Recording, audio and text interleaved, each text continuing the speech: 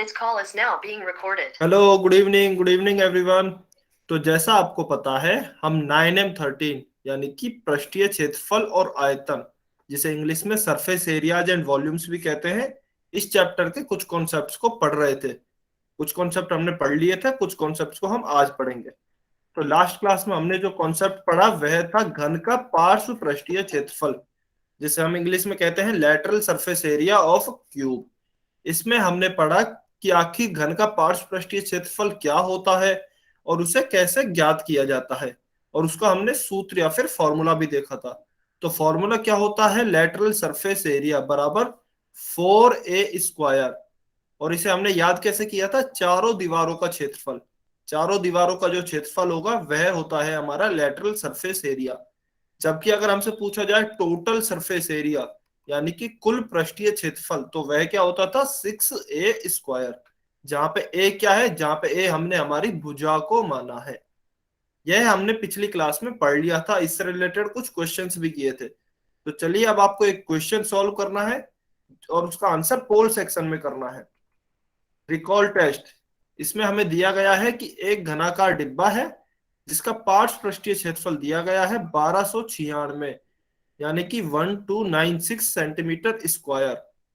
तो हमें डिब्बे की एज या फिर किनारा ज्ञात करना है। सभी बच्चे सॉल्व करेंगे और पोल सेक्शन में आंसर करेंगे। आसान सा क्वेश्चन है। इस टाइप का क्वेश्चन हम कर चुके हैं ऑलरेडी। इस टाइप का हम क्वेश्चन कर भी चुके हैं पिछली क्लास में। तो सभी बच्चे आंसर करेंगे। 1296 सेंटीमीटर स्क्वायर हमें दिया गया है पार्श्व पृष्ठीय क्षेत्रफल एक घन का या फिर एक क्यूबिकल बॉक्स का। तो हमें उसकी एज फाइंड आउट करनी है या फिर किनारा ज्ञात करना है। सभी बच्चे अटेम्प्ट करेंगे और आंसर पोल सेक्शन में करेंगे।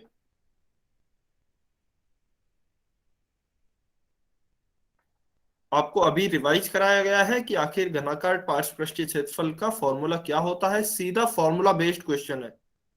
सीधा फॉर्मूला बेस्ड क्वेश्चन है। बहुत बढ़िया, आंसर आना शुरू भी हो गए हैं। बहुत अच्छी बात है, बहुत बढ़िया। कैलकुलेशन का विशेषकर ध्यान रखना है, कैलकुलेशन में गलती नहीं हो। कैलकुलेशन में आपको ध्यान रखना है। सभी बच्चे अटेम्प्ट करेंगे, सभी बच्चों को अटेम्प्ट करना है। कोई भी ऐसा बच्चे नहीं हो जो अटेम्प्ट नहीं करे।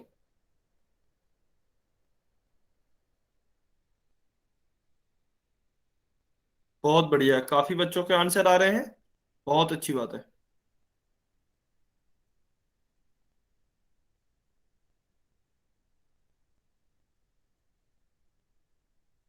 1 मिनट और वेट करते हैं। जल्दी से आंसर कीजिए सभी बच्चे।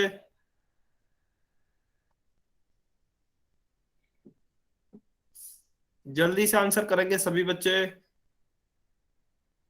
हमें L S A lateral surface area दिया हुआ है और हमें एज फाइंड आउट करनी है या फिर किनारा फाइंड आउट करना है।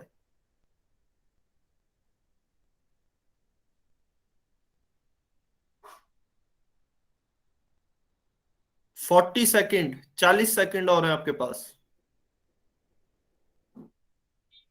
जल्दी से आंसर कीजिए, 40 सेकेंड बचे हैं।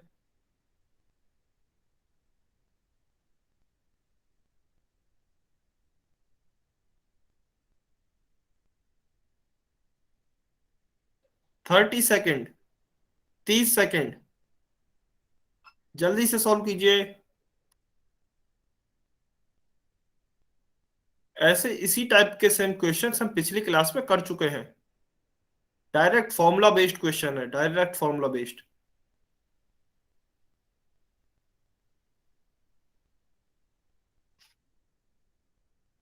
20 सेकेंड, 20 सेकेंड और बचे हैं।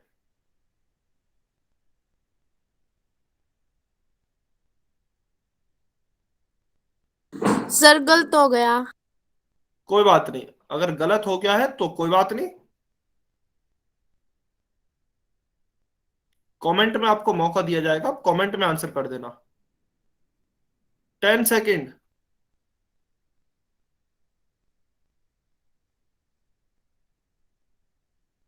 5, 4, 3 2 1, टाइम्स अप। अभी अगर किसी बच्चा कोई आंसर नहीं कर पाया है तो कमेंट में आंसर कर सकता है, लेकिन केवल वही बच्चा करेगा जो जिसने पोल सेक्शन में आंसर नहीं किया है। 1296 तो हमें दिया ही गया है पार्श्व पृष्ठीय क्षेत्रफल। चलिए इसे सॉल्व करते हैं। तो देखिए हमें एक क्यूबिकल बॉक्स दिया गया है जिसका पार्श्व पृष्ठीय क्षेत्रफल या फिर एलएसए कितना गिवन है, 1296, 1296 सेंटीमीटर स्क्वायर, और हमें डिब्बे का किनारा ज्ञात करना है। तो देखिए हमने अभी फॉर्मूला पढ़ा, एलएसए क्या होता है, एलएसए का फॉर्मूला होता है 4 भुजा स्क्वायर कह लीजिए या फिर ए स्क्वायर कह लीजिए, भुजा स्क्वायर या फिर ए स्क्वायर, क्योंकि भुजा को ही हम ए मानते हैं। तो देखिए मैं यहां से एल से लिख सकता हूं, हम मुझे कितना दिया गया है, 1296। तो ये हो गया मेरा 1296 बराबर 4 गुणा भुजा स्क्वायर। देखिए ये 4 यहाँ पे गुणा में है, मैं इसे इधर लाऊंगा तो यह भाग में हो जाएगा। तो यहाँ कितना हो जाएगा, 1296/4 बराबर भुजा स्क्वायर। तो चलिए अभी साइड में यहाँ 1296 में हम 4 का भाग देते हैं। तो देखिए 4 3 जा 12, तो ये आपका गया 3 बार। यहाँ कितना बचा आपका 0, 12 माइनस 12 किया तो 0, फिर यहाँ पे हमने 9 को लाए, फिर 4 2 जा 8, यहाँ पे 9 माइनस 8 किया, यह 1 बचा, और फिर यहाँ हम 6 को लेके आए। तो ये हो जाएगा 4 4 जा 16, और यहाँ से 16 माइनस 16 कितना बचा, 0। तो देखिए हमारा कितना आंसर आया, 324। तो जब 1296 में 4 का भाग देंगे तो हमारा आएगा 324 बराबर भुजा स्क्वायर, बराबर भुजा स्क्वायर। देखिए अब यह तो आया है भुजा स्क्वायर का मान, लेकिन मुझे तो भुजा चाहिए, भुजा का मान चाहिए। तो मैं क्या करूंगा, दोनों तरफ अंडर रूट या फिर वर्गमूल लूंगा। तो देखिए यहां भी वर्गमूल लिया और यहां भी वर्गमूल लिया। तो देखिए इधर तो वर्गमूल में इस अंडर रूट से यह स्क्वायर कैंसिल हो जाएगा, तो यहां तो केवल मेरा कितना बचेगा, भुजा। और अगर आपको पता हो, क्या कोई बच्चा बता सकता है इस 324 किसका स्क्वायर है, ये कमेंट में बताना है। क्या कोई बता सकता है 324 किसका स्क्वायर है?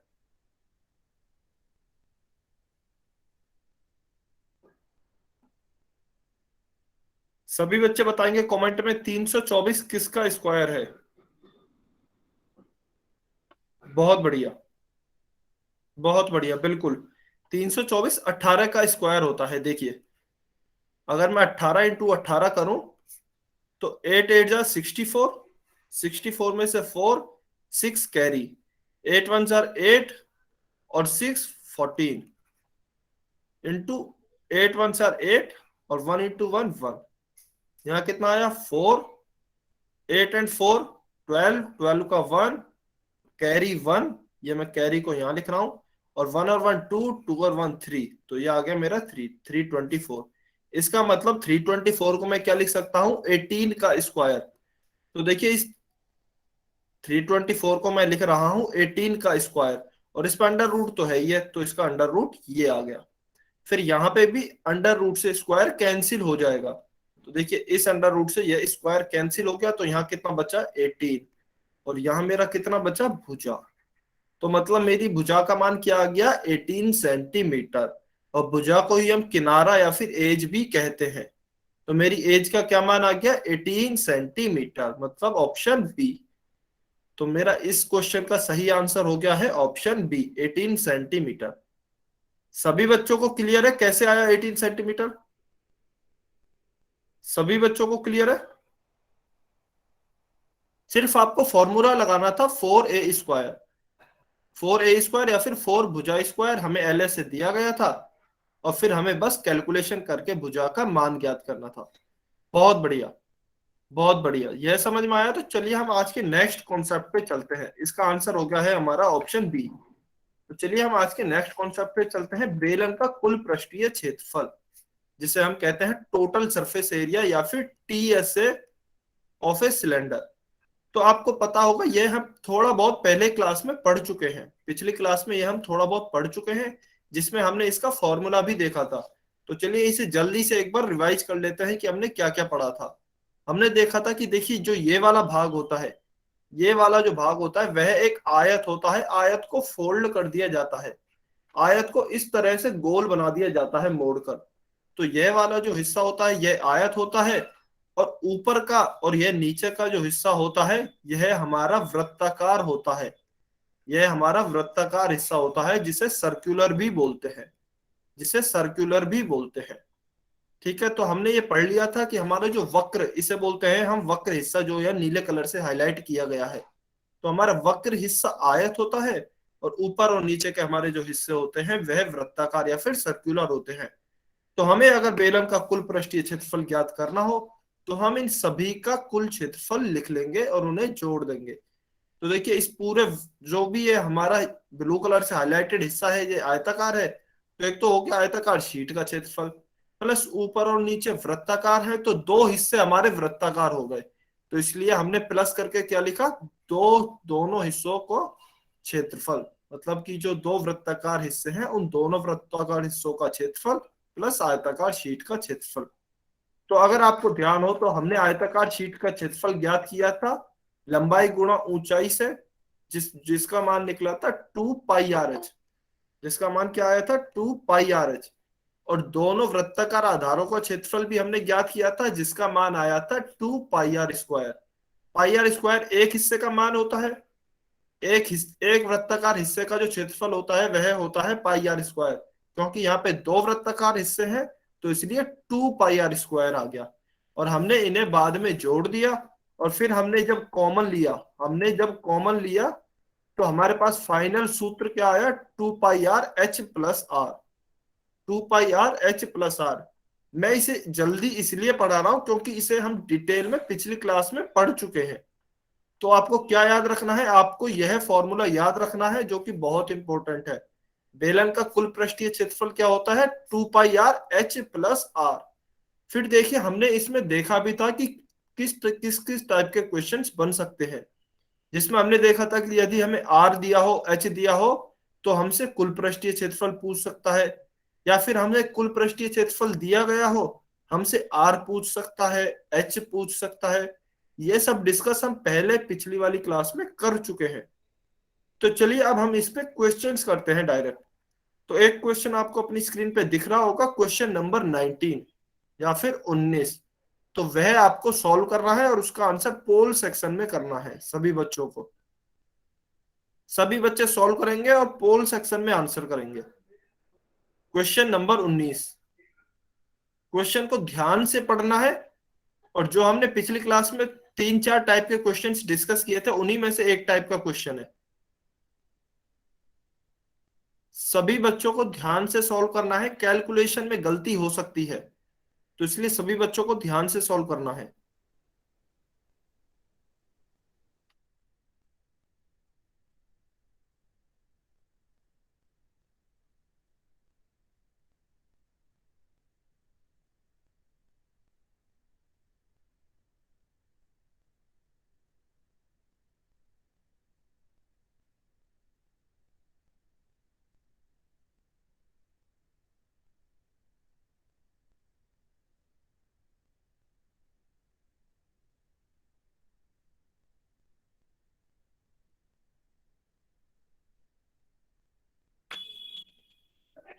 सभी बच्चे सॉल्व करेंगे, जल्दी सॉल्व करेंगे।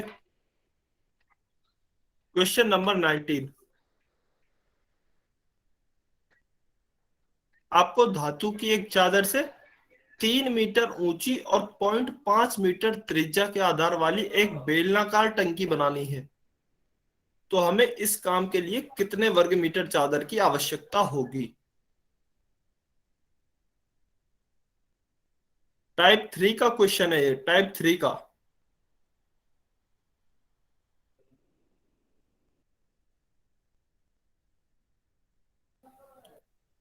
सभी बच्चे सॉल्व करेंगे।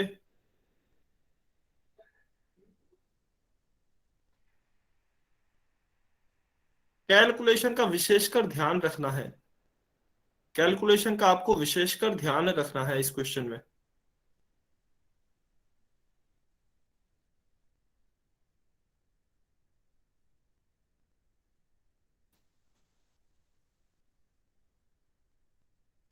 बहुत बढ़िया, काफी बच्चों के आंसर आ रहे हैं, बहुत अच्छी बात है।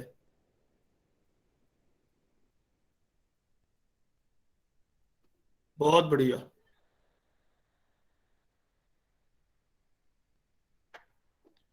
जल्दी से सभी बच्चे आंसर करेंगे।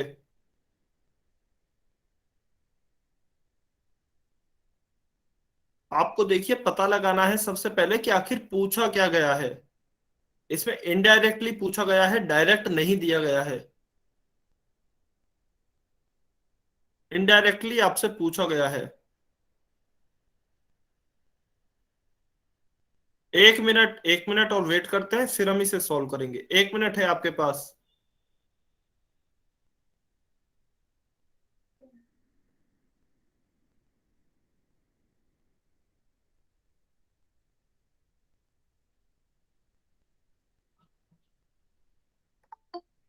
सभी बच्चे अटेम्प्ट करेंगे, सभी बच्चे।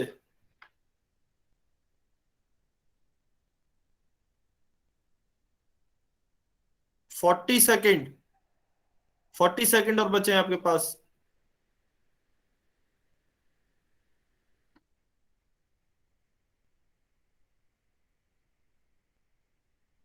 अभी भी 4 बच्चों ने नहीं अटेम्प्ट किया है, 4 बच्चों ने अभी भी आंसर नहीं किया है।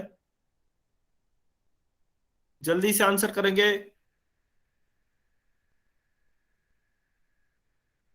30 सेकेंड।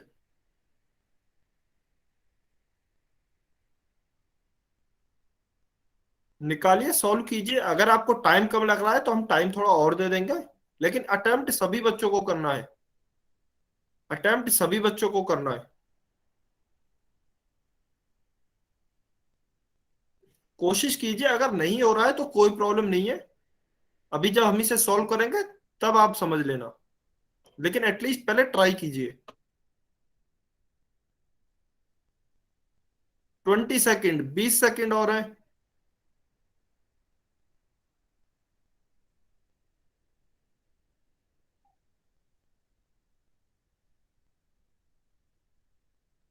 10 सेकेंड। सभी बच्चे कोशिश करेंगे सॉल्व करने की, सभी बच्चे। अच्छा ठीक है, हम थोड़ा टाइम और बढ़ा देते हैं, आप सॉल्व कीजिए, ठीक है।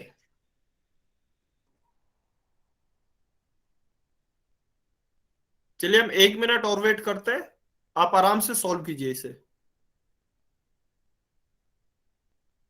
और जिन भी बच्चों ने सॉल्व कर लिया है, एक बार वो अपनी कैलकुलेशन चेक कर सकते हैं। कैलकुलेशन आप दोबारा से चेक कर लीजिए, जिन भी बच्चों ने सॉल्व कर लिया है, कहीं कोई कैलकुलेशन मिस्टेक तो नहीं हो गई है।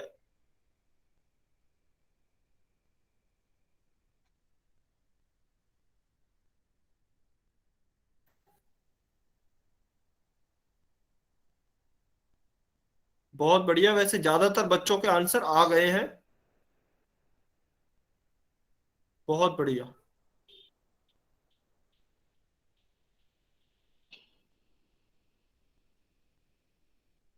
30 सेकेंड और वेट करते हैं। 30 सेकेंड।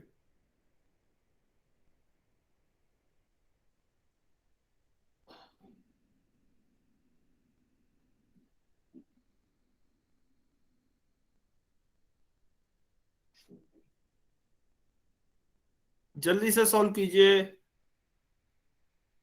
20 सेकेंड।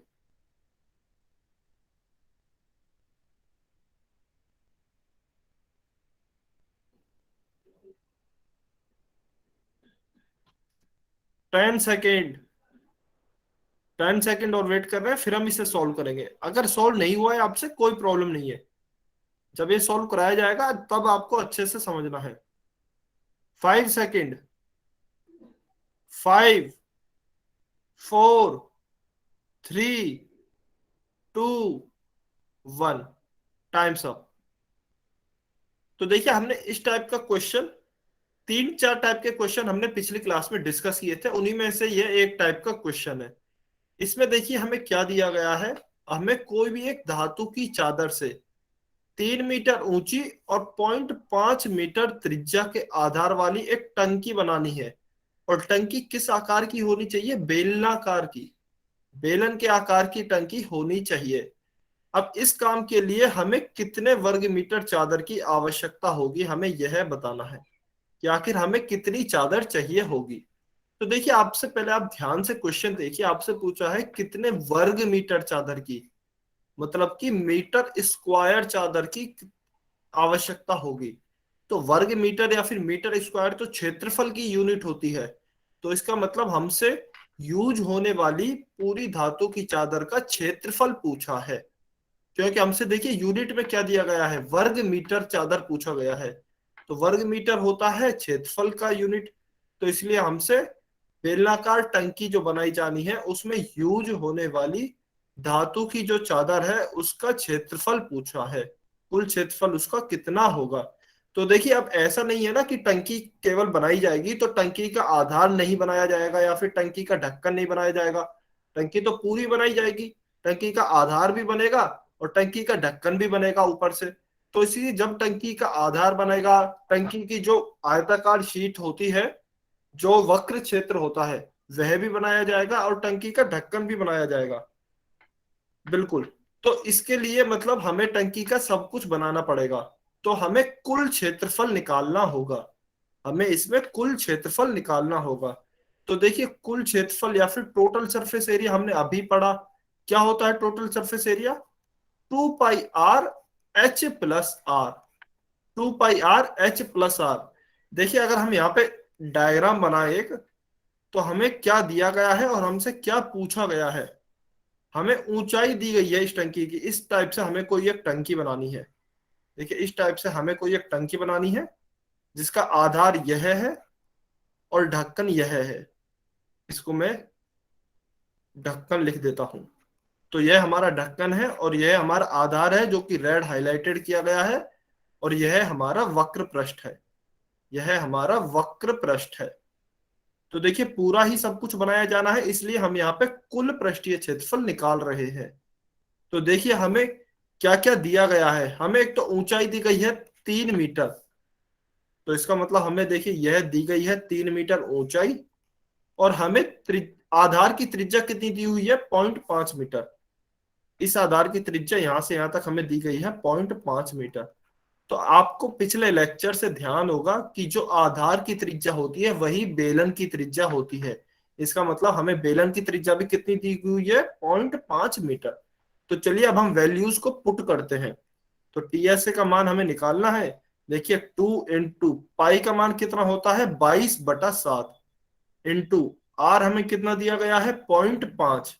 आर हमें दिया गया है 0.5, गुणा एच कितना दिया गया है, एच दिया है 3 मीटर, तो एच हो गया है 3, प्लस रेडियस हमें दी गई है या फिर त्रिज्या दी गई है 0.5 मीटर, तो ये हो गया 0.5। चलिए इसे सॉल्व करते हैं। 2 × 22/7। देखिए, पॉइंट 0.5 को मैं क्या लिख सकता हूँ, 1/2 लिख सकता हूँ।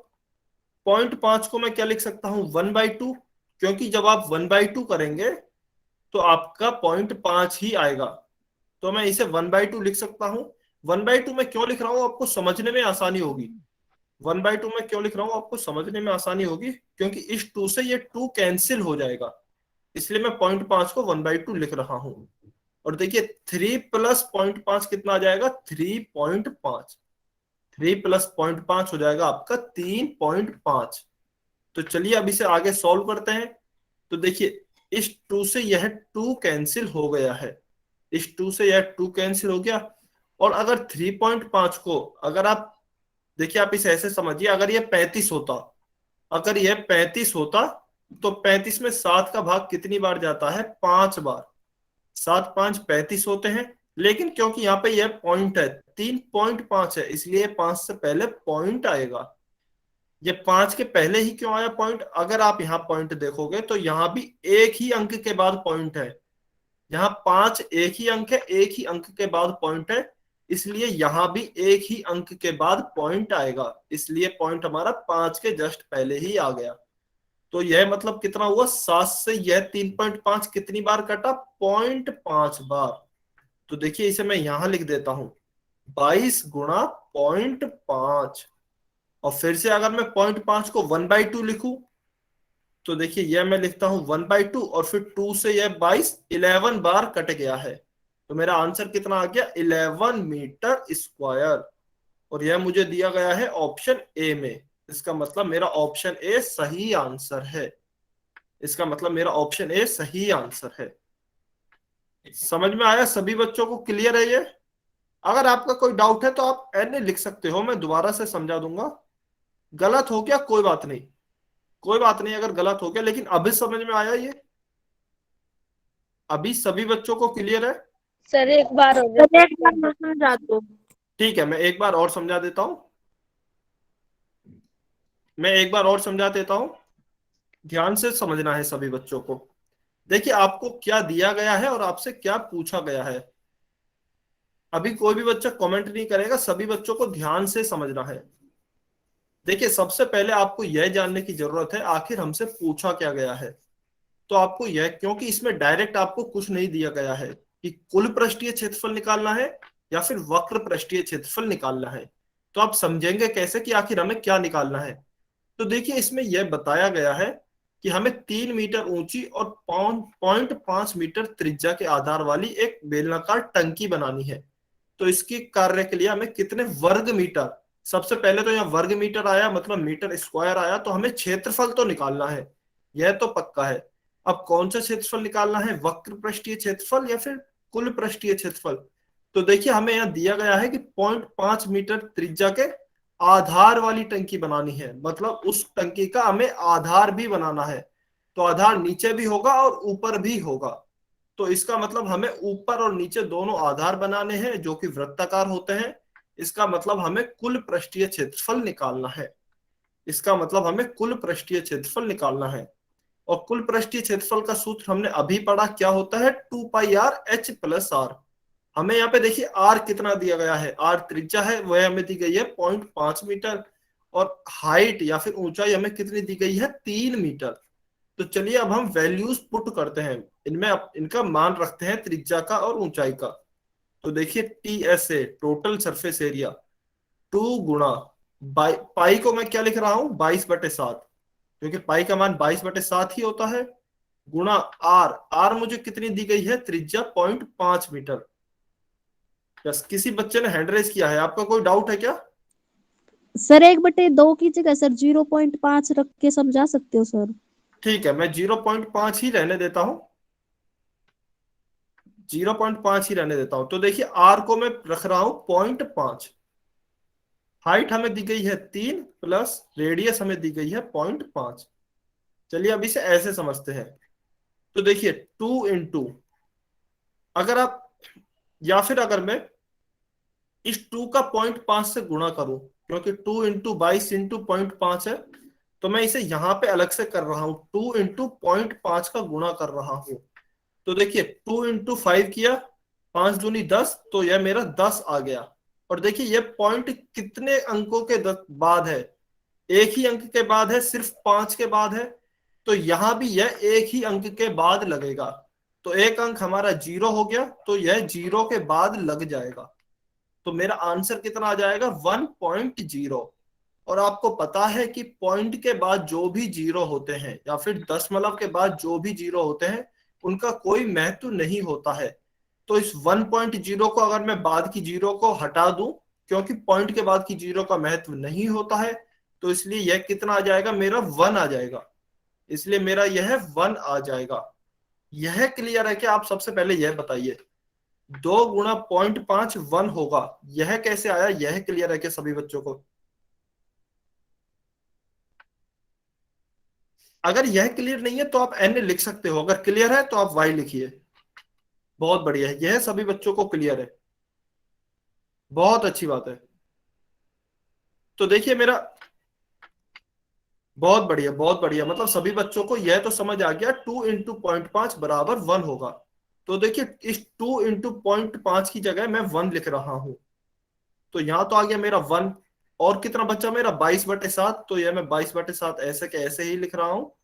और यहां मेरा 3 प्लस 0.5, यह मेरा हो गया है 3.5। तो चलिए अब इसे सॉल्व करते हैं आगे। देखिए 1 × 22 तो कितना हो गया 22/7 गुणा 3.5।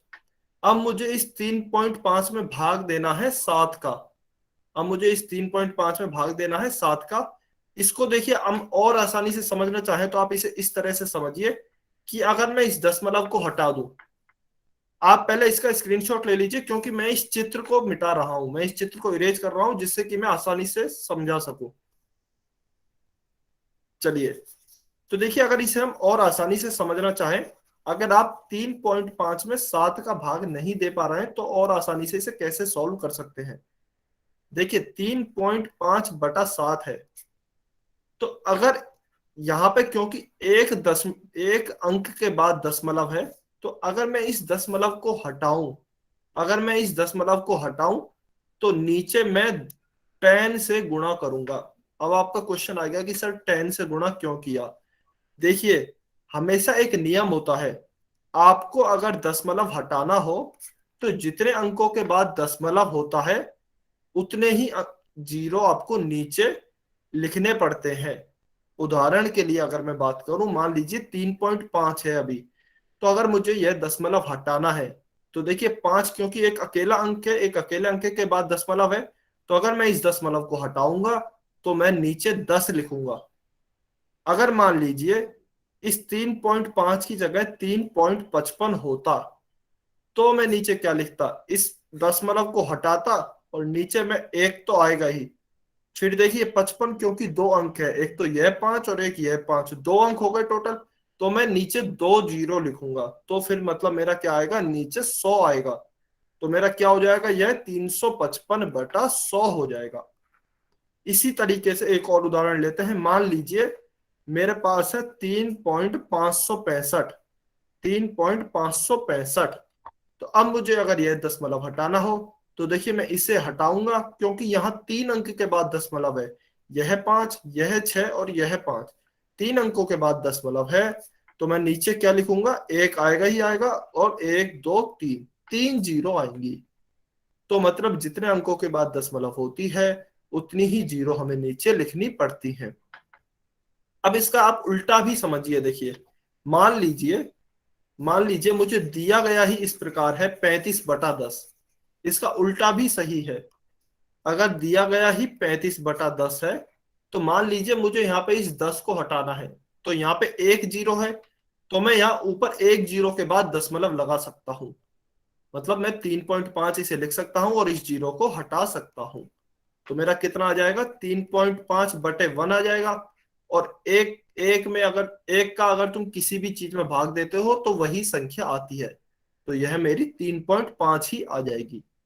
अब अगर मैं मान लीजिए 35 की जगह 35 में अगर मैं 100 का भाग दूं तो नीचे 2 जीरो हैं, तो ऊपर दशमलव 2 अंकों के बाद आएगी। तो इसका मतलब एक अंक तो हो गया मेरा 5, दूसरा अंक हो गया मेरा 3, तो 2 अंकों के बाद आएगी, तो ये हो जाएगा मेरा 0.35। तो ये कितना हो जाएगा मेरा, 0.35। अब किसी बच्चे का डाउट हो सकता है कि सर अगर नीचे 1000 लिखा हो तो क्या आएगा, अगर नीचे 1000 लिखा हो तो क्या आएगा। तो चलिए वो भी देख लेते हैं। नीचे मान लीजिए इस तरह से लिखा है 1000, तो देखिए नीचे 3 जीरो हैं, तो ऊपर 3 अंकों के बाद आनी चाहिए, लेकिन ऊपर तो मेरे पास 2 ही अंक हैं, तो मैं दशमलव कैसे लगा सकता हूं। तो देखिए सबसे पहले ऊपर हम 3 अंक बनाते हैं। 3 अंक कैसे बनेंगे, 35 तो है, 2 अंक, तो एक और अंक बनाने के लिए मैं इसके आगे जीरो लगा दूंगा, क्योंकि आगे जीरो लगाने से कोई फर्क नहीं पड़ता है, जीरो 35 भी 35 ही होता है। लेकिन अगर हम पीछे जीरो लगा देंगे तो वो 350 हो जाएगा, तो हमारी संख्या ही बदल जाएगी। इसलिए कभी भी आप, बहुत बढ़िया, बिल्कुल, इसलिए अगर कभी भी आपको अंक कम दिखे ना तो आप आगे जीरो लगा सकते हैं। तो हम इसे क्या लिख सकते हैं अब, 0.035, क्योंकि 3 अंक हो गए अब तो हमारे पास 1 2 3, तो इन तीनों अंकों के बाद जीरो आ जाएगा। सभी बच्चों को ये पॉइंट पॉइंट का कंसेप्ट समझ में आया कि पॉइंट को कैसे हटाते हैं और कैसे लगाते हैं। यहाँ पे शायद काफी बच्चों को इस कैलकुलेशन में यही दिक्कत आई होगी। सभी बच्चों को यह क्लियर है कि पॉइंट कैसे हटता है और कैसे लगता है। बहुत बढ़िया, बहुत बढ़िया। तो चलिए अब हम हमारे भाग को सॉल्व करते हैं। हम हमारे भाग को सॉल्व करते हैं। तो हमारे पास देखिए भाग क्या था, इसे मैं यहां लिख रहा हूं, यहां सॉल्व कर रहा हूं। 22/7 इंटू 3.5 हमारा भाग यह है। तो मैं देखिए इस पॉइंट को हटा रहा हूं क्योंकि यहाँ पे 5 एक ही अंक के बाद पॉइंट था, इसलिए मैं 10 लिख रहा हूं, इसलिए मैं 10 लिख रहा हूं 10। तो देखिए अब हमारे पास क्या बन गया है, 22/7 गुणा 35/10। तो अब देखिए सबसे पहले तो ये 7 से 35 चलाएगा, 7 5 35 या 7 5 35। तो यह मेरा चला गया देखिए 5 बार। तो क्या आया मेरा, 22 गुणा 5/10। अब देखिए इस 5 से इस 10 को मैं 2 बार काट सकता हूँ, 5 दूनी 10। तो 5 1 5, 5 2 10। तो मेरे पास क्या बचा, मेरे पास बचा 22/2। और फिर इस 22 को 2 से कितने बार कट सकता हूँ, 11 दूना 22। तो यह हो गया मेरा 11 बार। तो मेरा फाइनल आंसर क्या आया, 11 मीटर स्क्वायर। मतलब ऑप्शन ए मेरा सही आंसर है। अभी क्लियर है आपको? अगर कुछ भी समझ में नहीं आया तो आप अनम्यूट करके फिर से पूछ सकते हैं, कोई प्रॉब्लम नहीं है। जिन भी बच्चों को पहले समझ में नहीं आया था उन बच्चों को कमेंट में बताना है। क्लियर है ना आपको? बहुत बढ़िया, बहुत बढ़िया। बिल्कुल। तो आपको कभी भी देखिए पॉइंट दिया जाए, कभी भी अगर आपको पॉइंट दिया जाए तो उसे आप हटा के नीचे 10 100 1000 इससे गुणा कर सकते हो। नीचे हट पॉइंट को हटा के नीचे 10 1000 जैसा भी, जितने भी अंकों के बाद पॉइंट हो उस हिसाब से आप नीचे मल्टीप्लाई कर सकते हो। बहुत बढ़िया। तो इस तरह के क्वेश्चंस में आपको कैलकुलेशन में थोड़ा ध्यान रखना है। तो इसका आंसर हो गया हमारा ऑप्शन ए। तो देखिए अभी तक हमने पढ़ा था कि सिलेंडर या फिर बेलन का कुल पृष्ठीय क्षेत्रफल क्या होता है, वह हमने पढ़ लिया। तो टोटल सरफेस एरिया हमारा हो गया था देखिए 2πr/h+r। 2πr/h+r ये हमारा होता है टोटल सरफेस एरिया। अब हम पढ़ते हैं वक्र पृष्ठीय क्षेत्रफल या फिर लेटरल सरफेस एरिया या कर्व्ड सरफेस एरिया या फिर कर्व्ड सरफेस एरिया सिलेंडर का आखिर क्या होता है। तो देखिए अगर आपने सिलेंडर को जब पढ़ा था तो हमने यह चीज देखी थी कि इसके दो हिस्से होते हैं। दो हिस्से, एक तो यह वाला हिस्सा होता है जो ऑरेंज से भी हाईलाइट किया गया है, जिसे मैं ब्लू लाइंस के द्वारा हाईलाइट कर रहा हूं। इसे हम कहते हैं वक्र क्षेत्र। वक्र क्षेत्र या फिर जिसे हम क्या कहते हैं इंग्लिश में, कर्व्ड एरिया। कर्व्ड एरिया क्योंकि यह कर्व में है इसलिए इसे कहते हैं कर्व्ड एरिया। और ऊपर और नीचे आपके सर्कुलर या फिर वृत्ताकार एरिया होते हैं। तो देखिए बेलन का वक्र पृष्ठीय क्षेत्रफल क्या होता है। बेलन का वक्र पृष्ठीय क्षेत्रफल होता है केवल और केवल इस वक्र क्षेत्र का एरिया। केवल इस वक्र क्षेत्र का एरिया। इसमें हम ऊपर और नीचे जो ग्रीन कलर से आपको दिखाए गए हैं इनका क्षेत्रफल नहीं लेते हैं। दोनों वृत्ताकार आधारों के क्षेत्रफल नहीं लेते हैं। कुल पृष्ठीय क्षेत्रफल में हम सभी का क्षेत्रफल लेते हैं, लेकिन वक्र पृष्ठीय क्षेत्रफल में हम वृत्ताकार आधारों के क्षेत्रफल नहीं लेते हैं। तो क्या हो जाएगा, इसमें केवल हमारी इस आयताकार शीट का क्षेत्रफल ही हो जाएगा। केवल इस आयताकार शीट का क्षेत्रफल ही हो जाएगा। तो आयताकार शीट का अगर हम क्षेत्रफल देखें तो वह हमने याद किया था कुल पृष्ठीय क्षेत्रफल में, वह हमारा निकला था 2πr/h। 2πr/h। तो इसका मतलब हमारा बेलन का वक्र पृष्ठीय क्षेत्रफल क्या हो जाएगा, 2πr/h। केवल इतना ही होगा, केवल इतना ही होगा, क्योंकि हमने वृत्ताकार आधारों के क्षेत्रफल लिए ही नहीं है इसलिए उनका जुड़ेगा भी नहीं। तो हमारा बेलन का वक्र पृष्ठीय क्षेत्रफल क्या हो गया, 2πr/h। केवल वक्र क्षेत्र का क्षेत्रफल या फिर हम कहें आयताकार शीट का क्षेत्रफल। अच्छा हम इसे ऐसे भी लिख सकते हैं, लेटरल सरफेस एरिया या फिर वक्र पृष्ठीय क्षेत्रफल बराबर टोटल सरफेस एरिया माइनस 2 गुणा वृत्ताकार आधारों का क्षेत्रफल। यह लाइन जो मैंने लिखी है यह क्या आपको समझ में आई, यह बताना है आपको। मैं इसे एक्सप्लेन भी करूंगा, लेकिन क्या यह लाइन आपको समझ में आई जो मैंने अभी लिखी है। ये मैंने कैसे लिखी, क्या यह समझ में आई आपको? ईमानदारी से जवाब देना है। मैं इसे बताऊंगा कि यह कैसे आई, हम इससे किस प्रकार से लिख सकते हैं।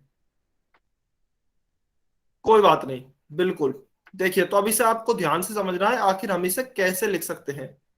देखिए लेटरल सरफेस एरिया हमने अभी पढ़ा केवल होता है हमारी आयताकार शीट का क्षेत्रफल, यह होता है केवल आयताकार शीट का क्षेत्रफल। अब टोटल सरफेस एरिया हमने पढ़ा था, टोटल सरफेस एरिया में दो चीजें आती हैं। तो देखिए इस टोटल सरफेस एरिया की जगह मैं क्या लिख रहा हूं, इसे ग्रीन कलर से लिख रहा हूं। एक तो होता है आयताकार शीट का क्षेत्रफल, एक तो होता है आयताकार शीट का क्षेत्रफल प्लस दोनों वृत्ताकार आधारों का क्षेत्रफल, प्लस दोनों वृत्ताकार आधारों का क्षेत्रफल, क्योंकि टोटल सरफेस एरिया में तो सभी होता है ना, तो प्लस 2 गुणा वृत्ताकार आधारों का क्षेत्रफल, वृत्ताकार का क्षेत्रफल। और देखिए मैंने इसे माइनस कर दिया यहां से, माइनस ब्लू कलर से लिखा हुआ है 2 वृत्ताकार आधारों का क्षेत्रफल, तो मैंने इसे यहां से माइनस भी कर दिया है, ये मैं शॉर्ट में लिख रहा हूं। तो देखिए यहाँ +2 वृत्ताकार आधारों का क्षेत्रफल है, यहाँ -2 वृत्ताकार आधारों का क्षेत्रफल है, तो यह दोनों आपस में कैंसिल हो जाएंगे और मुझे डायरेक्ट क्या मिल जाएगा, LSA बराबर आयताकार शीट का क्षेत्रफल, जो कि सही बात है। तो मैं क्या लिख सकता हूं, मैं यह भी लिख सकता हूं कि लेटरल सरफेस एरिया मेरा क्या होगा, पूरा टोटल सरफेस एरिया, और उसमें से फिर हमने ऊपर का क्षेत्रफल घटा दिया और नीचे का क्षेत्रफल घटा दिया, तो मेरे पास केवल और केवल उस आयताकार शीट का ही क्षेत्रफल बचा। तो देखिए मैं क्या समझाना चाह रहा हूं, मैं एक बार फिर से आपको रिपीट कर देता हूं पेज पे। जो हमारे पूरा टोटल पृष्ठीय क्षेत्रफल होता है वह तो होता है आयताकार शीट का क्षेत्रफल प्लस दोनों वृत्ताकार आधारों का क्षेत्रफल। अब अगर मैं वृत्ताकार आधारों के क्षेत्रफल को ऊपर और नीचे से घटा दूं तो केवल मेरे पास आयताकार शीट का क्षेत्रफल ही तो बचेगा। तो वही मैंने यहाँ समझाने की कोशिश की है कि टोटल सरफेस एरिया में तो हमारा पूरा क्षेत्रफल था, उसमें से हमने ऊपर और नीचे का यह क्षेत्रफल घटा दिया, तो हमारे पास केवल यही क्षेत्रफल बचा, और इसे ही हम लैटरल सरफेस एरिया या फिर वक्र पृष्ठीय क्षेत्रफल कहते हैं। तो हम लैटरल सरफेस एरिया को इस प्रकार से भी निकाल सकते हैं अगर हमें टोटल सरफेस एरिया दिया गया हो, अगर हमें टोटल सरफेस एरिया दिया गया हो।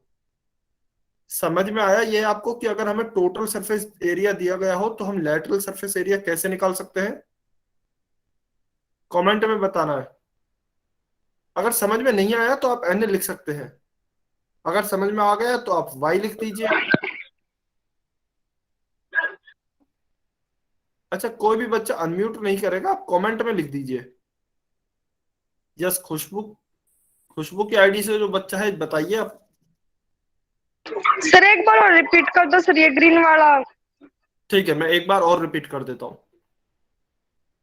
मैं एक बार और रिपीट कर देता हूं। देखिए आपको मैं क्या समझाने की कोशिश कर रहा हूं, मान लीजिए कि यह कोई एक आपका सिलेंडर है, यह कोई आपका सिलेंडर है जिसका आपको कुल पृष्ठीय क्षेत्रफल दिया गया है, जिसका आपको कुल पृष्ठीय क्षेत्रफल दिया गया है।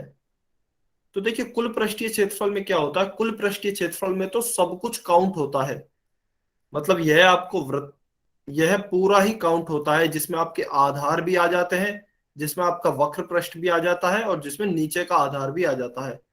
तो दोनों वृत्ताकार हिस्से आ जाते हैं और हमारा वक्र पृष्ठ आ जाता है। तो यह तो है हमारा टोटल सरफेस एरिया, यह है हमारा टोटल सरफेस एरिया। देखिए ध्यान दीजिए यह है हमारा पूरा टोटल सरफेस एरिया। और हमारा लेटरल सरफेस एरिया क्या होता है, हमारा लेटरल सरफेस एरिया क्या होता है वो भी मैं बना देता हूं।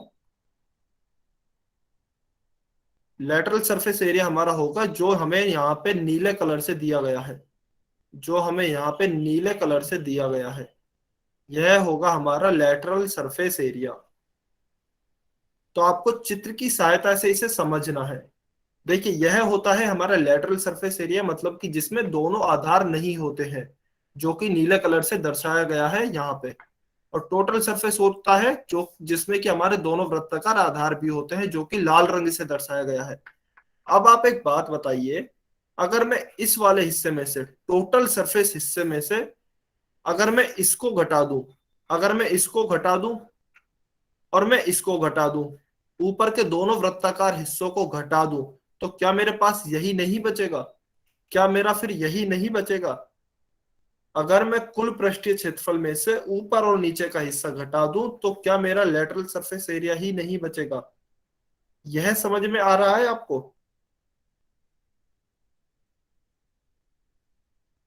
पूरे टोटल सरफेस एरिया में से अगर मैं ऊपर और नीचे के वृत्ताकार हिस्सों को घटा दूं तो क्या मेरा लेटरल सरफेस एरिया ही नहीं बचेगा? बहुत बढ़िया, यह समझ में आया। तो देखिए मैंने यही किया है, मैंने किया भी यही है कि टोटल सरफेस एरिया में से दोनों वृत्ताकार दोनों वृत्ताकार आधारों का क्षेत्रफल घटा दिया है बस। आप अगर ऊपर वाली लाइन देखोगे तो यही लिखा हुआ है यहाँ पे, टोटल सरफेस एरिया में से दोनों वृत्ताकार आधारों का क्षेत्रफल घटा दिया गया है। बस यही मैं समझाने की कोशिश कर रहा था आपको कि अगर टोटल सरफेस एरिया दिया गया हो तो आप लेटरल सरफेस एरिया कैसे फाइंड आउट करोगे। सभी बच्चों को अब क्लियर है? सभी बच्चों को क्लियर है ना कि कैसे निकालेंगे हम लेटरल सरफेस एरिया अगर हमें टोटल सरफेस एरिया दिया गया है तो? सभी को कमेंट में बताना है। बहुत बढ़िया, बहुत बढ़िया। चलिए अभी अगर ये आपको क्लियर है तो हमें क्वेश्चन करते हैं। Question number 21। क्वेश्चन नंबर 21 यह आपको ध्यान से सॉल्व करना है। यह आपको ध्यान से सॉल्व करना है। बहुत ही अच्छा क्वेश्चन है। यस, किसी बच्चे ने हैंड रेज किया है, बताइए आपका कोई डाउट है क्या? खुश। सर अभी आपने जो स्क्रीन पीछे की थी वो एक बार दोबारा दिखा दो सर। ठीक है, मैं एक बार दोबारा दिखा देता हूँ। 1 मिनट आपको वेट करना है। ये वाली। सर जिस पे फॉर्मूला और वो जो आपने समझाया था इससे पीछे वाली। ठीक है, ये ठीक है। इसका आप स्क्रीनशॉट ले लीजिए। यस सर, सर हो गया।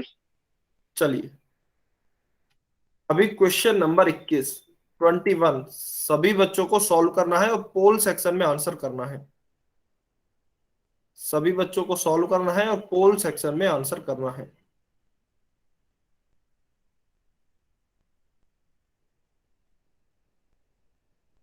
अच्छा क्वेश्चन है, ध्यान से पढ़ना है सबसे पहले। अच्छा क्वेश्चन है, ध्यान से सभी बच्चों को पढ़ना है और फिर सॉल्व करना है। एक रोलर है, रोलर शायद आपने कई बार देखा भी होगा, जिसे ग्राउंड या सड़क को समतल करने के लिए यूज किया जाता है, तो वह रोलर है। तो उस रोलर का हमें व्यास दिया गया है 84 सेंटीमीटर और लंबाई दी गई है 120 सेंटीमीटर।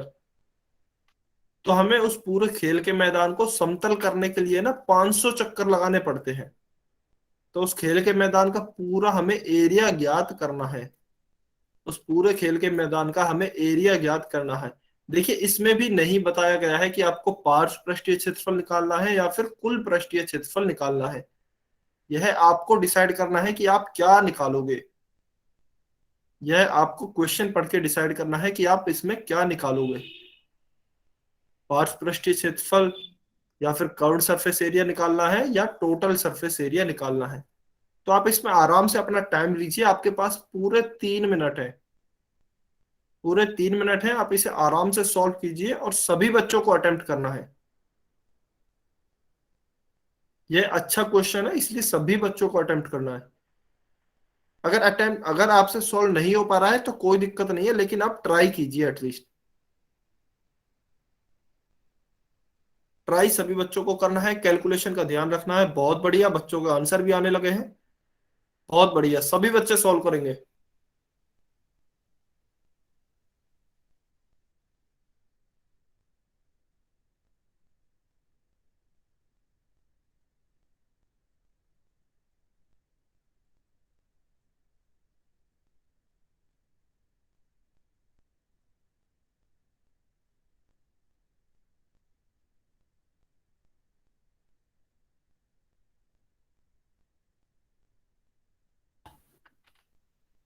सभी बच्चे सॉल्व करेंगे।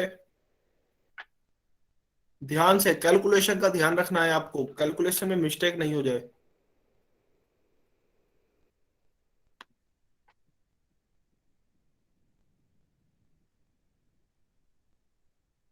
क्वेश्चन देखिए, क्वेश्चन अच्छे लेवल के हैं, डायरेक्ट फॉर्मूला बेस्ड नहीं है, थोड़ा सोचना पड़ेगा आपको।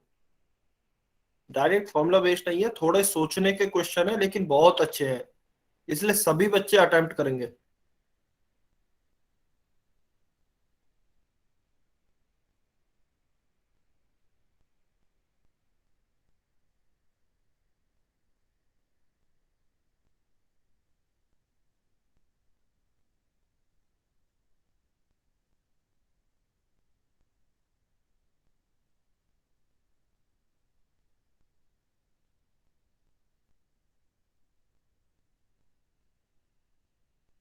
सभी बच्चे सॉल्व करेंगे?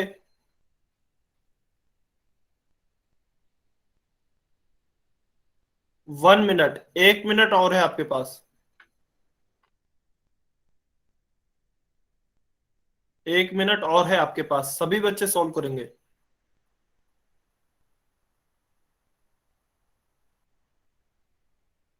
आपको रोलर का व्यास दिया गया है, व्यास दिया गया है, यह ध्यान रखना है। जल्दबाजी में कई बार गलती हो जाती है, और हमें लंबाई दी गई है रोलर की। हमें एक ग्राउंड को प्लेन करना है या फिर समतल करना है, तो हमें पूरे खेल के मैदान का क्षेत्रफल ज्ञात करना है।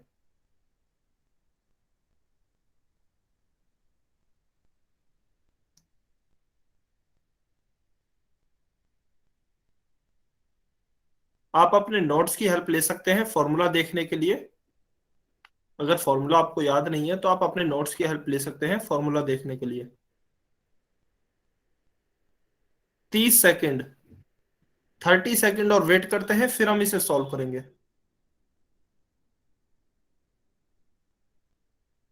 सभी बच्चे सॉल्व करेंगे? बहुत बढ़िया, काफी बच्चों के वैसे आंसर आ रहे हैं।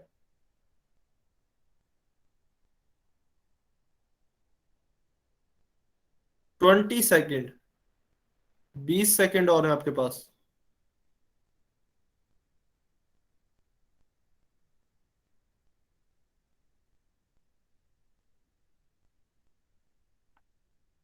जल्दी आंसर कीजिए, अगर किसी बच्चे ने आंसर नहीं किया है तो।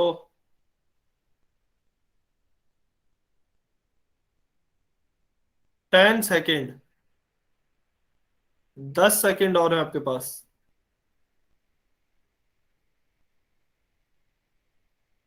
बहुत बढ़िया, बहुत बढ़िया, काफी बच्चों के आंसर आए हैं, बहुत अच्छे।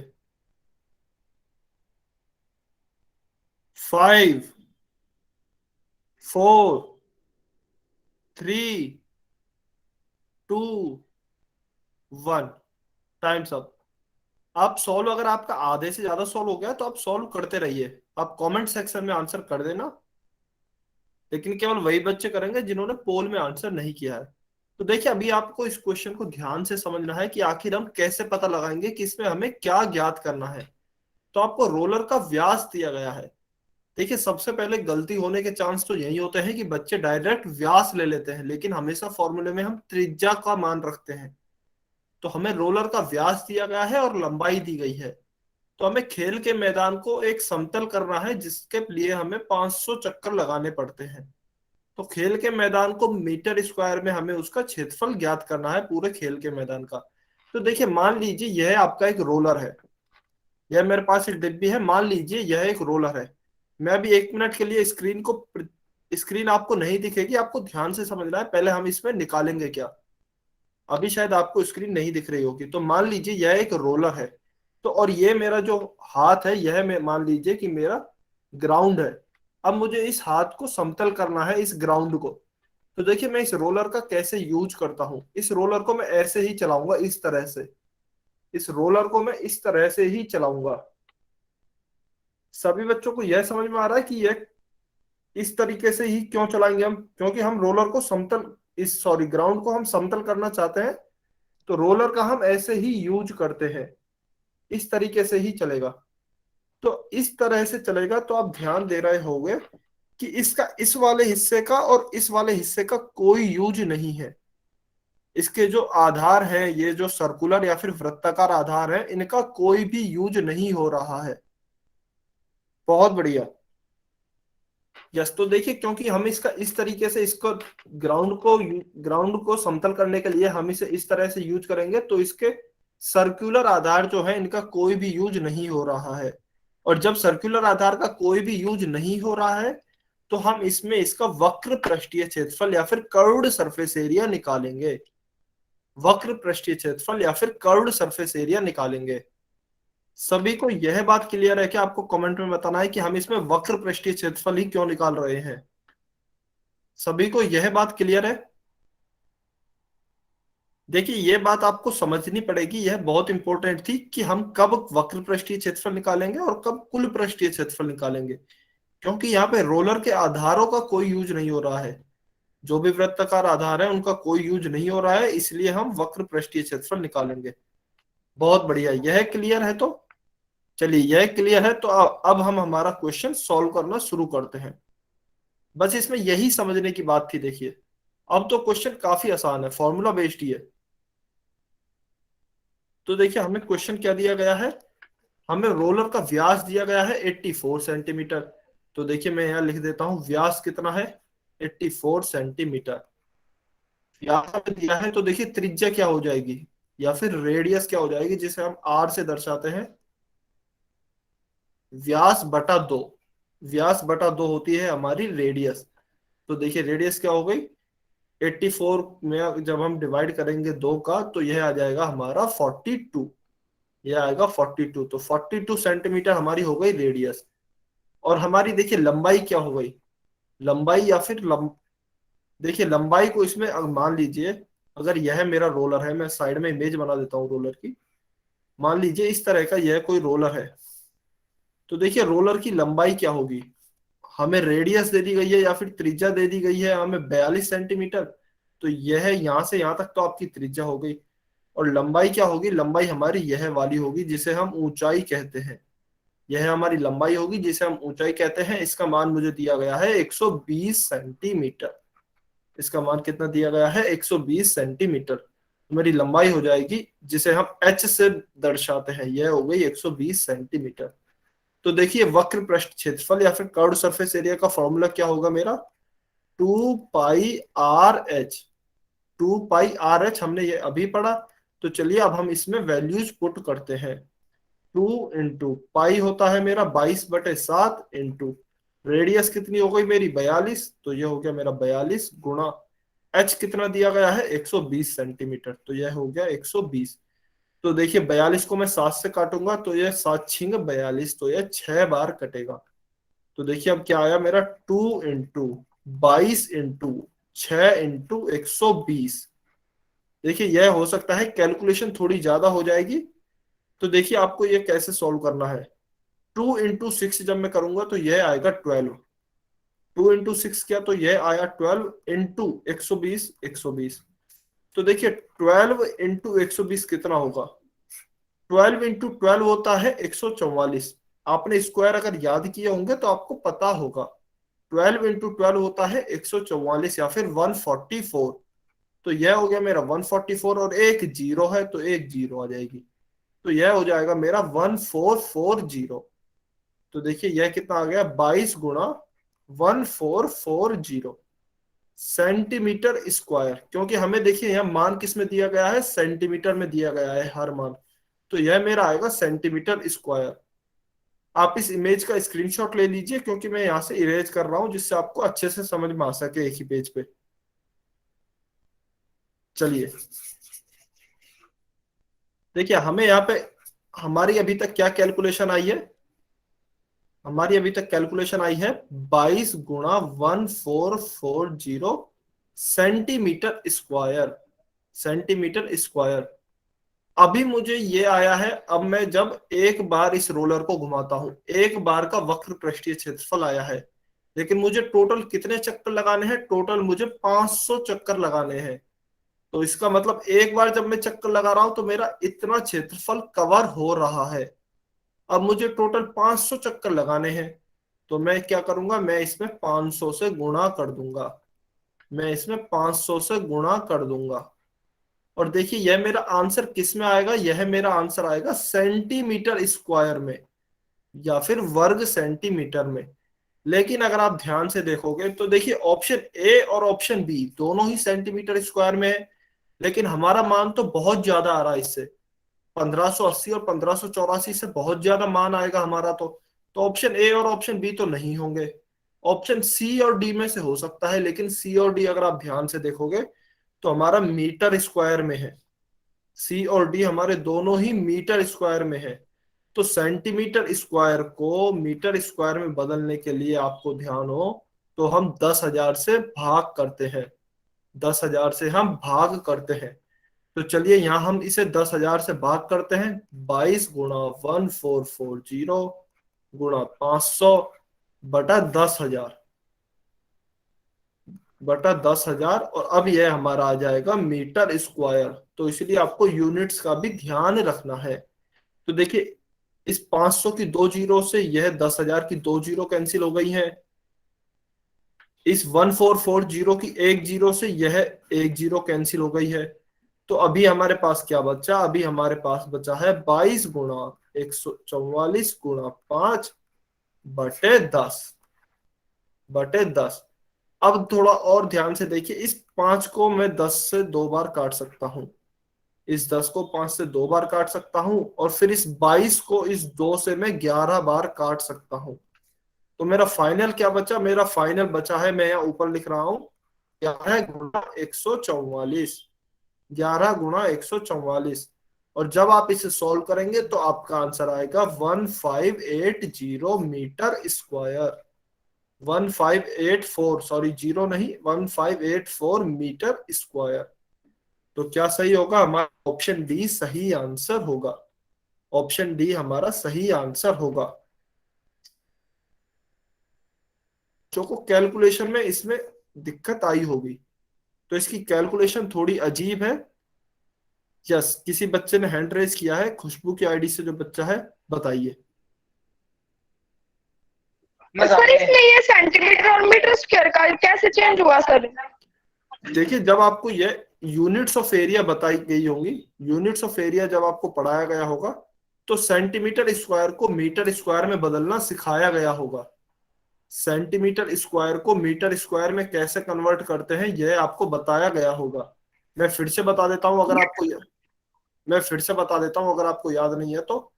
10,000 सेंटीमीटर स्क्वायर में 10,000 सेंटीमीटर स्क्वायर में 1 मीटर स्क्वायर होता है। 10,000 सेंटीमीटर स्क्वायर में 1 मीटर स्क्वायर होता है। तो देखिए, हमें यहाँ पे ज्ञात करना था कितने सेंटीमीटर स्क्वायर थे। 22 गुणा 1440, मैं इन्हें यहाँ लिख रहा हूँ, 22 गुणा 1440 गुणा 500। तो इतने सेंटीमीटर स्क्वायर थे। हमें इन्हें मीटर स्क्वायर में कन्वर्ट करना था। तो देखिए, इतने सेंटीमीटर स्क्वायर में इतने होते हैं, तो इतने में कितने होंगे? तो ये आ जाएगी संख्या डिवाइड बाई 10,000, डिवाइड बाई 10,000। तो यह हमारी जो पूरी आएगा, यह वाली जो हमारी पूरी कैलकुलेशन आएगी, यह हमारी किस में आएगी? मीटर स्क्वायर में। सेंटीमीटर स्क्वायर को मीटर स्क्वायर में बदलने के लिए हम 10,000 से भाग करते हैं। यह आपको याद रखना है। अगर यह आपको डिटेल में पढ़ना है तो आप वो वाली रिकॉर्डिंग देख सकते हो जिसमें conversion of units of area पढ़ाया गया था, जिसमें एरिया की जो यूनिट्स होती हैं उनको कैसे कन्वर्ट करते हैं एक दूसरे में, उसे डिटेल में बताया गया था। Okay sir. यस, तो हम आज की क्लास हमारी यही खत्म करते हैं। ये